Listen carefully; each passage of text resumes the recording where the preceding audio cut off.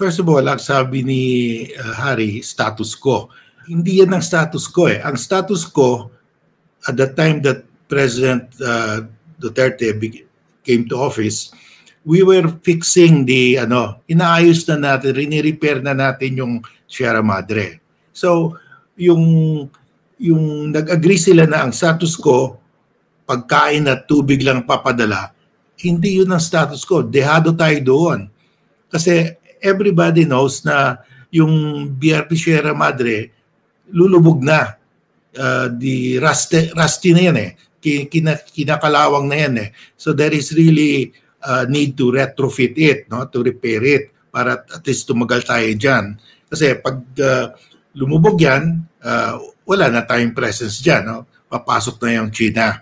So yung pumayag sila na tubig at pagkain lang, numbered na yung days ng the days of Sierra Madre were numbered already kasi ang rust ko continue, ang dilapidation ko continue. So, dehado tayo doon. At saka, secondly, yung ginawa ni Duterte yan, lumabas na yung Arbitral Award kasi July 12, 2016 naging presidente siya June, noon of June of 2016. So,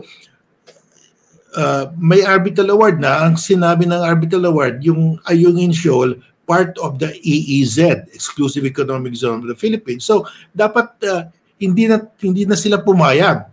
Kasi pag part ng EEZ natin, we have the sole right to put up a structure there. Ang nangyari, pumayag tayo na we will not do anything.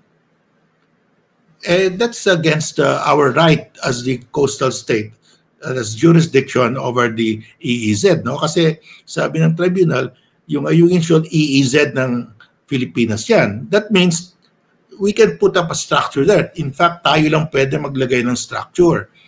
Pumayag yung Duterte administration na wala nang gagawin. Papadala ng pagkain at tubig lang. That's yung lifespan ng Sierra Madre numbered na, no? The days of the Sierra Madre would be numbered kasi talagang pasira ng yung structure. Ito nga pala, Justice Carpio, no? Kung sakaling lumabas itong gentleman's agreement na ito, na presidente pa si Rodrigo Duterte, would this have been an impeachable offense?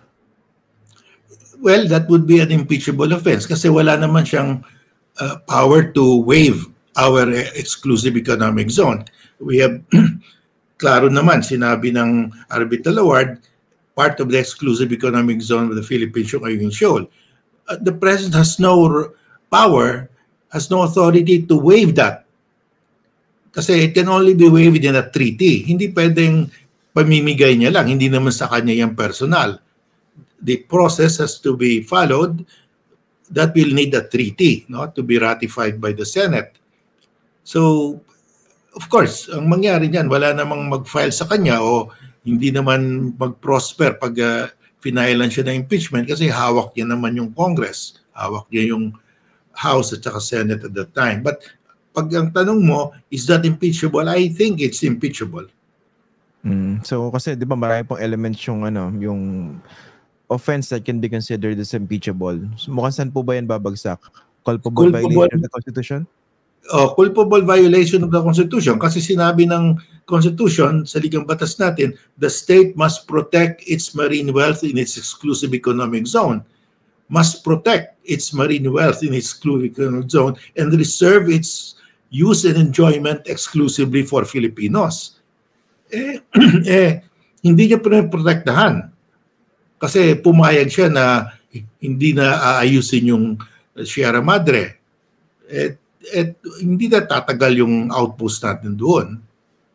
That is not protection.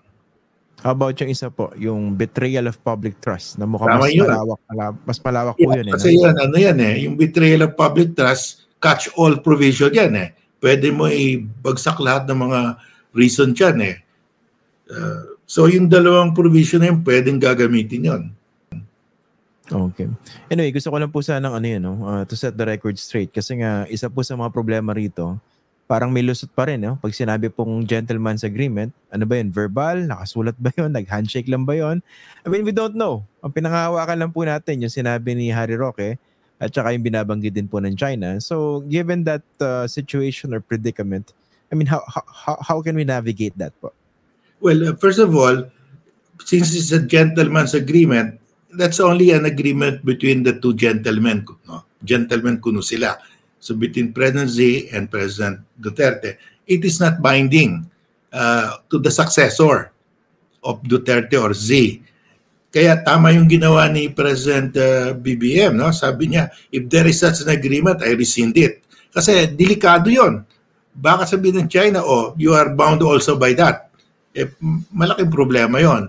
So tama yung ginawa niya. Sinabi niya kagad, walang agreement, wala namang kasulatan, walang record ang DFA, walang record sa Malacanang na may agreement na ganyan. Pero kung meron mang ganyan agreement, I rescind it.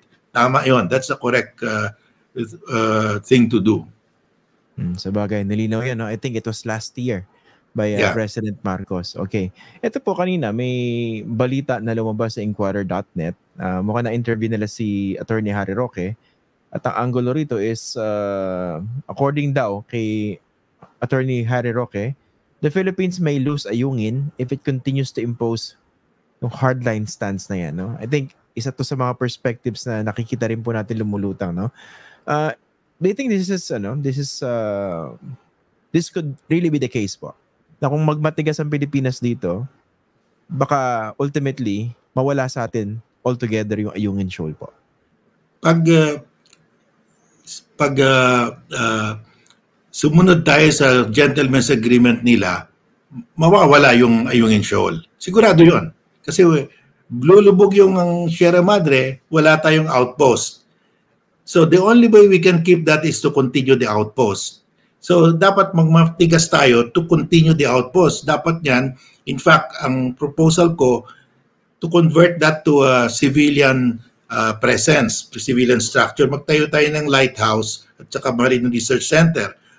Pag hininto ng China ang pagdala natin ng mga materials sa Ayungin Shoal to construct the lighthouse and Marine Research Center, then we go to the UNCLOS Tribunal kasi that's part of our EEZ. Under UNCLOS, we are the only one who can put up a structure there. At saka valid yun. The purpose is lighthouse for navigation at saka yung research center to manage, to preserve the fish and other the giant clams and other species there, no?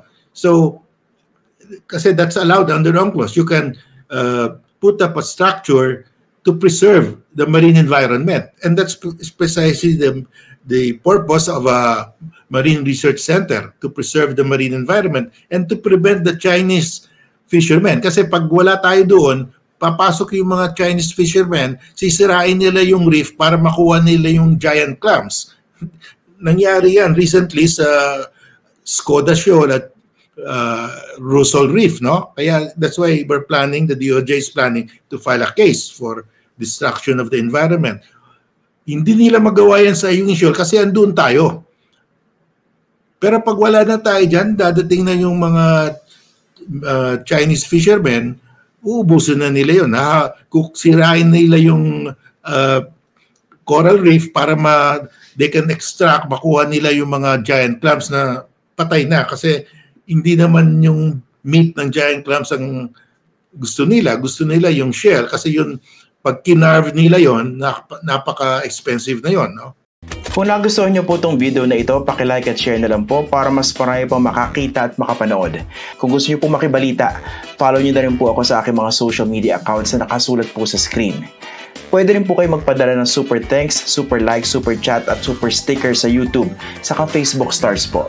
Alam niyo po, malayo po mararating nito para makagawa pa po kami ng mas maraming video na makatutulong po sa pagpapakalat ng tamang impormasyon para sa bawat Pilipino.